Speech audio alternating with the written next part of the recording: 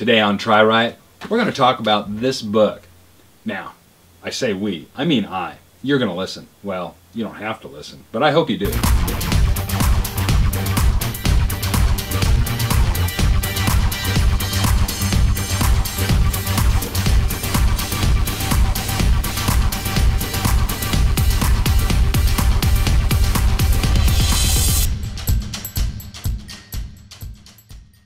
Welcome to TriRiot, the show that uncovers the mysteries of why ordinary people push themselves to extraordinary limits.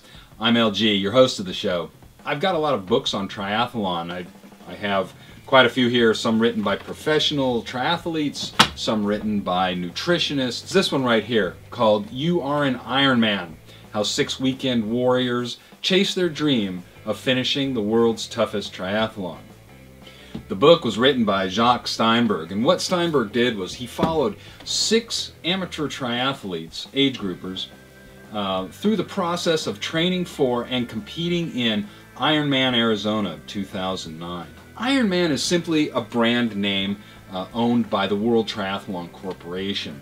Now, these Ironman races consist of a 2.4 mile swim, a 112 mile bike, a 26.2 mile run. To be called an Ironman, finish all 3 of those under 17 hours. Okay, so back to the book and Jacques Steinberg's quest to bore deep into the minds, lives, and souls of these first-timer Ironmen. He's able to sort of give us a close-up look through the lens of these 6 athletes as they prepare for the race and as they actually compete in it. He gives us blow-by-blow descriptions, and sometimes, yeah, does sound like blogs full of incomplete sentences and single-word exclamations and expletives, but for the most part, that's what training is like. The readers of this book won't be enlightened to the wonders and beauty of triathlon just by reading it alone without any kind of experience. They will come away with a sense of just how much it takes, what it takes to prepare for an Ironman, and how these ordinary people really are quite extraordinary in many ways. But he also shows that these ordinary people are like you and me. I mean, they do not battle Herculean demons or demons of literary proportion, you know, that really get dramatic and get interesting. I mean, they're ordinary people that battle the same demons that you and I face, you know?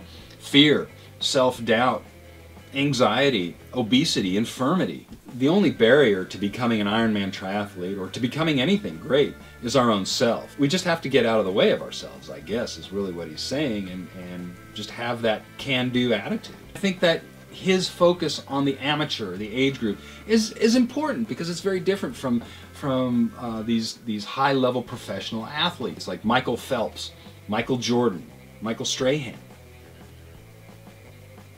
Well, maybe not Michael Strahan, but I probably should change my name to Michael if I want to be a better athlete.